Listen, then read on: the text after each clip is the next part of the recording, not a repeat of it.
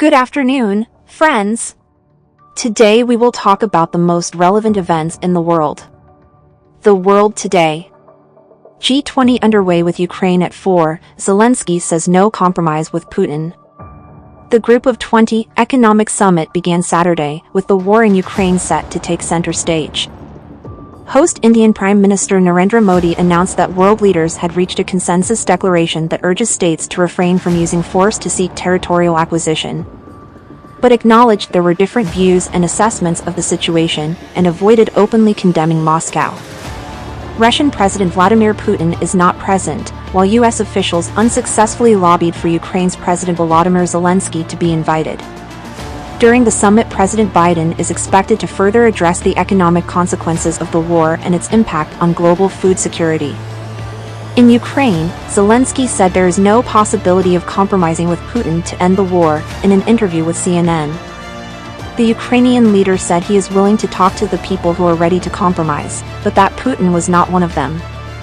When you want to have a compromise or a dialogue with somebody, you cannot do it with a liar, Zelensky said.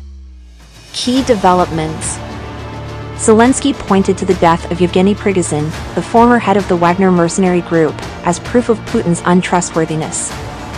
Prigozhin, who led a brief mutiny against the Kremlin in June, put down his arms after reaching a deal with Putin that allowed him to live in exile in Belarus. He died in a plane crash last month. Its cause remains unclear. However, a senior Ukrainian intelligence official told local media that no one should rush to conclusions. Let's wait. It's not so simple, Vadim Skibitsky said. This is Russia. It is difficult to understand. Putin vowed Russia would continue to systematically build up bilateral communications in all directions with North Korea. The Kremlin published a letter from Putin to his counterpart Kim Jong-un on Saturday to mark the founding 75 years ago of the Democratic People's Republic of Korea. Kim plans to visit Putin later this month, probably in the Russian port city of Vladivostok, to discuss possible weapons deals to bolster Russia's fighting force in Ukraine. The Post previously reported. Zelensky advisor Mikhailo Podolyak criticized SpaceX owner Elon Musk for cutting off Starlink satellite internet services to Ukrainian submarine drones last year. The drones were launching an attack on a Russian fleet based in Crimea. Musk has defended his decision, saying he did not want SpaceX to be explicitly complicit in a major act of war and conflict escalation. In Ukraine, some 851 educational facilities have been damaged or destroyed due to the war, the United Nations Human Rights Office in the country said Saturday. During war, schools should be a sanctuary for children, the group said.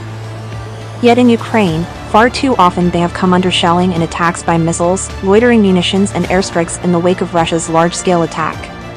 It added that schools in Kherson, Kharkiv and Mykolaiv regions had been particularly damaged. Global impact. Japan's Foreign Minister Yoshimasa Hayashi arrived in Kiev on Saturday, where he will meet with his Ukrainian counterpart Dmytro Kuleba, the Japanese Foreign Ministry said. Hayashi is expected to reaffirm Tokyo's support for Kiev in the war against Russia, while several Japanese company executives will accompany him to discuss Ukraine's reconstruction, it added. The CIA has published a video aimed at recruiting disaffected Russian officials.